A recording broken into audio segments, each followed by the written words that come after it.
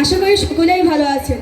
দক্ষিণ গুর্ধ নড়িয়া দারুল কোরআন মাদ্রাসার সকল ছাত্রছাত্রীর পক্ষ থেকে এবং দক্ষিণ গুর্ধ গ্রামবাসীর পক্ষ থেকে আপনাদের সকলকেই জানাই আন্তরিক শুভেচ্ছা ও অভিনন্দন। আমরা সকলে মিলে একটি মোকালামা পেশ করতে চলেছি। মোকালামাটির নাম হলো রহমত না অভিশাপ।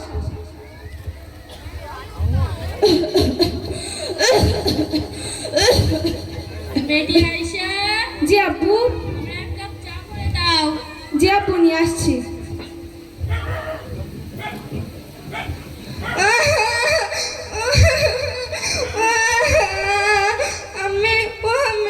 কি হলো হঠাৎ করে আবার? বাচ্চারা সব কোথায়? আর তোর বুকে দাগ কেন? আবার কি হলো? একসঙ্গে এত কথা বলতে হবে না, আগে পানি খাওয়াও, তারপরে ধীরে ধীরে বলবে।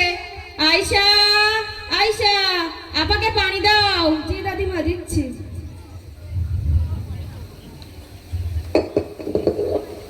আপা, দুলা ভাই তোকে আবার মেরেছে? কি? তোর আবার মেরেছে? হ্যাঁ, শান্ত হতো, আগে শুনে দেখি। কুলসুম, কি হয়েছে বল। বল মা, জামাই কি তোর আবার মেরেছে? আমায় মেরে বাড়ি থেকে বার করে দিয়েছে। বাচ্চারা কোথায়? তাদেরকে নিয়ে আসিসনি? আমার বাচ্চাদের আমার কাছ থেকে কেড়ে নিয়েছে। আমি সন্তান ছাড়া কিভাবে থাকবো? হে আল্লাহ, কন্যা তো তোমার তোমার রহমত। এই অমানুষেরা কেন অভিশাপে পরিণত করেছে? কুলসুম, চুপ কর মা। আল্লাহ তাআলা তোর সব দুঃখ কষ্ট দূর করে দেবে। ওরা বলেছে ওদের ছেলেরা আবার বিয়ে দেবে। কেন? আমাদের মেয়ে কি খারাপ? আমি কালো, দেখতে খারাপ, তাই কোনো ফর্সা সুন্দরী মেয়ে দেখে বিয়ে দেবে বলেছে। আমার স্বামী বলেছে খসানো জিনিস, সোনা গয়না সব না আমায় দিয়েছো, ওদের ছেলে 4 চাকার পরিবর্তে বাইক দিয়েছো। বিয়ের আগেই তো বলেছিলাম আমরা যৌতুক বিরোধের ঘোর বিরোধী, আমাদের কোনো দাবি নেই। তাহলে এ কথা এখন উঠছে কেন? এখন 10 লাখ টাকা দিতে হবে, তা না হলে আমার সংসার আর হবে না। তুই চিন্তা করিস না, তুই এসেছিস ভালোই হয়েছে। আগামীকাল আয়েশাকে দেখতে আসবে। এখন আসনি? কখন আসার কথা? দেখো দিদি, এখন আস। তোর তো আজকে ফাইন দেখাচ্ছে। সেজে গুজে যাচ্ছি, তাও আবার মেয়ে দেখতে যাচ্ছি। সেজে গুজে না গেলে লোকে খারাপ বলবে।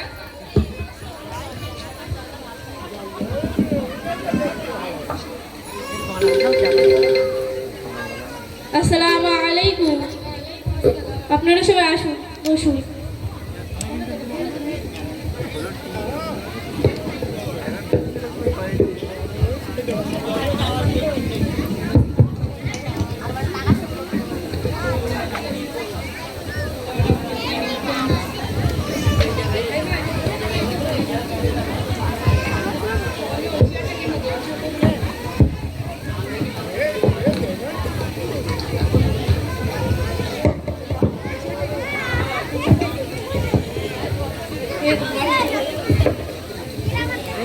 ওই মাল থাকলেই কার কোনো সমস্যা নেই। যা যদি প্রয়োজন হয় ওই মালের ব্যবস্থা করতে পারবো না। 10 টাকা ব্যবস্থা করলে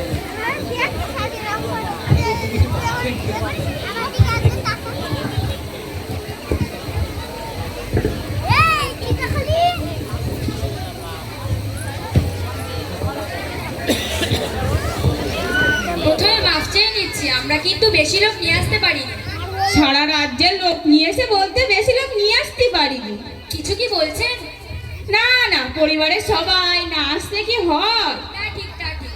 তাহলে সকলের সঙ্গে পরিচয় করিয়ে দিন। জি দেন।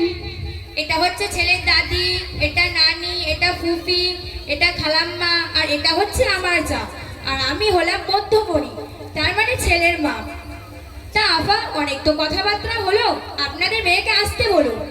আয়েশা, আয়েশা, এদিকে এসো, মেহমানদের সাথে সাক্ষাৎ করো।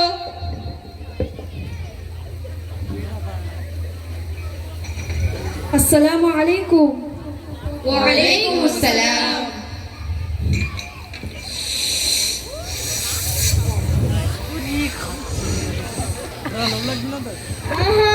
কতক্ষণ পর একটু গলাটা ভিজলো। হরা, তুই এই চা খেয়ে বলতি গলা ভিজে? 2-4 বোতল রসা দেছে, বিস্কুট কোন দেছে, তোমার পিঁপড়াই খাবা। ওরে না না, কি একটা ভাজা সেন এসছে। ও, তাহলে দারুণ মজা হবে। তুই তুই বলছিস সামর্থ্যজীবীতে ঝোল পড়তে এখন তো শুধু নিয়ে আসার অপেক্ষা। আসসালামু আলাইকুম। না আমার আমি বলিস আমি খাবো না, হবে না। এটা হলো আমার বৌমা মানে আয়েশার আম্মা। না আমার মানে আমার হবে না, আমি বলিস দুটো খাবো তো এবার বলতে কেন? না হবে না, তুই সত্যি নিবি না। না আমি বলিস আমি দুটো খাবো, তো হবে না আমি বলেছি যে দুটো খাবো। বৌমা দেখছে না বলো সিঙ্গারা। এই কাল শহরিরা চুপ করো, মানুষের বেড়ে মাথা খাওয়া হলে লেগেছো নাকি? না আমি বলিস আমি দুটো খাবো, ও বলতে কেন আমি একটা খাবো? তোমার রাস্তায় যাতে তো কিনে দেওয়ানি। না আমি রাস্তায় তোমার জিনিস খাবো না, আমি এর খাবারের দামে সিঙ্গারা খাবো। আচ্ছা ওইটা খেয়েও খাবো, চুপ করো। ঠিক আছে। এবু বু এবু এবু শোন বু শোন। কি হয়েছে বল? এবু এরা কি একটা দেশে না বু, দেখবো ভেঙিছি বড় বড় আলু, দেখবো কি বড় বড় আলু। চুপ কর যা মান সম্মান আছে সেটুকু আর থাকবে না, চুপ কর। হাই রে, এরা জীবনে সিঙ্গারাও খায়নি। ও খুকি, তোমার নাম কি? কতটা লেখাপড়া শিখেছো? ওগো কি তোমার মুখটা একটু উঁচু করো দিন দেখি। আমার নাম আয়েশা খাতুন, আমি বিএ আর এমএ করেছি। কি বলছো? বিএ বা এবিসিডি হয়, এমএ তো অনেক দূর। হাই রে, বিএমএও বোঝো না? আমাদের ছেলে পুরো ম্যাট্রিক পাস, তাও আবার 2 বছরে। এমন না, বিএ এমএ এসব কি বলছে?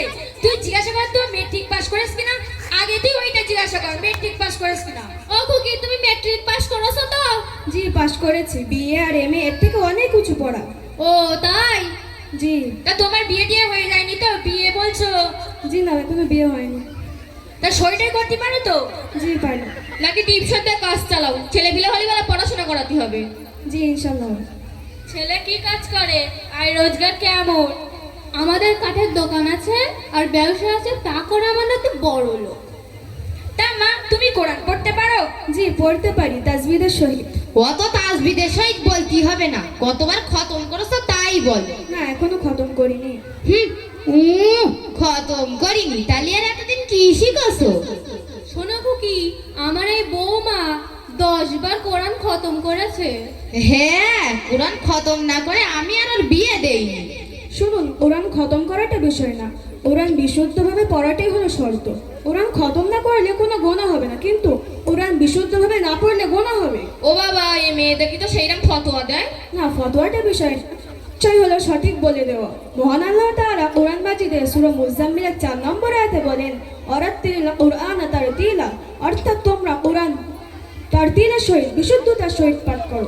আচ্ছা আচ্ছা বাদ দাও, হয়েছে, অত আর ফতোয়া দিতে হবে না। আপনারা কেমন দেখলে? আমার আয়েশাকে পছন্দ? মেয়ে তো আমাদের অবশ্যই পছন্দ, লেখাপড়া জানা, তার উপরে আবার ধার্মিকা মেয়ে, এরকম মেয়েই তো আমাদের চাই। আলহামদুলিল্লাহ আলহামদুলিল্লাহ। আপনারা না বুঝতে পেরেছি, আমাদের তো ওসব চাহিদা নেই, আমরা তো যৌতুক প্রথার ঘোর বিরোধী। সে তো মেয়ের বাপ মার কর্তব্য, সে কর্তব্য পালন না করলে সমাজের মানুষ আবার বাজে বাজে কথা বলবে যে।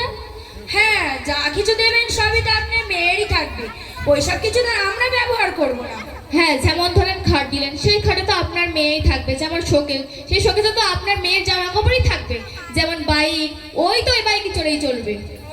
অবশ্যই তা বটেই। ও আমি একটু অপেক্ষা করো। আপা কুসুমা আপা, এখানে একটু আয়। আমার আবার বিয়ের সময় ঠিক এমন কথা বলে বিয়ে হয়েছিল। আমার আব্বু বাইক থেকে নিয়ে সবকিছু দেওয়ার পরও গতকাল ওর স্বামী ওকে মারধর করে বাড়ি থেকে তাড়িয়ে দিয়েছে। এখন 10 লাখ টাকা না দিলে ওর স্বামী অন্য মেয়ের সঙ্গে বিয়ে করবে বলেছে। এভাবেই বাড়ি চল, এখান থেকে কিচ্ছু পাওয়া যাবে না। এরা যা কিপটে, এদের মতন কিপটে বাপের জন্ম দেখিনি। চুপ কর, এরা কি বলতে যাচ্ছে আগে দেখে নি, তারপর বাড়ি যাবো। মা আয়েশা, তুই একটু চুপ কর। হ্যাঁ আচ্ছা থাম তো, আয়েশাকে বলতে দে। আয়েশা তুই বল। আব্বু, ভাবিয়া করিও কাজ করিয়া ভাবিও না। হ্যাঁ খুকি তুমি বলো। মহান আল্লাহ তাআলা কোরআন মাজিদের সূরা বাকারার 188 নম্বর আয়াতে বলেন, ওয়ালা তাকুলু আমওয়ালাকুম বাইনাকুম বিল বাতিল ওয়া তুদলু বিহা, আর তোমরা অন্যায়ভাবে একে অপরের সম্পদ ভোগ করো না। অর্থাৎ কোন পক্ষের দুর্বলতার সুযোগ নিয়ে অন্যায়ভাবে তার পরিবার থেকে সুযোগ সুবিধা গ্রহণ করো না। আয়েশা চুপ কর মা। না সমস্যা নেই, তুমি বলো। আপনারা আমার কথা ব্যথা নেবেন না। ইসলামে বিধান আছে, সূরা নিসার 4 নম্বর আয়াতে বলেন, ওয়াতুন নিসা সাদাকাতিহিন্না নিহলা, আর তোমরা নারীদের সন্তুষ্টি চিত্তে মোহর দিয়ে দাও। অনেক ক্ষেত্রে দেখা যায় স্বামীরা স্ত্রীদের মোহর দিতে কৃপণতা করে। হয়তো আপনার মুখে না বলছেন, কিন্তু অন্তরে যৌতুকের চাহিদা আছে। সুতরাং এ বিয়েতে আমার কোনো মতামত নেই। মা তুমি যা বলেছো আমি মেনে নিলাম, কিন্তু আমি খাঁটি মন থেকে বলছি, তোমার আব্বুর কাছ থেকে বৌমা হিসেবে আমি তোমাকেই চাই। আল্লাহ আমাদেরকে হেদায়েত দান করুক। শোনো বৌমা, এই মেয়েরই আমার ঘরে নাত বউ করে নিয়ে যাবো। হ্যাঁ বউ, তুই ঠিক বলেছিস, এই মেয়েরই আমরা বৌমা করবো। তবে হ্যাঁ, পাত্রীপক্ষ যদি খুশি হয়ে পৃথিবীর সমস্ত সম্পদ দিয়ে দেয় তবে সেটা গ্রহণ করার কোনো দোষ নেই।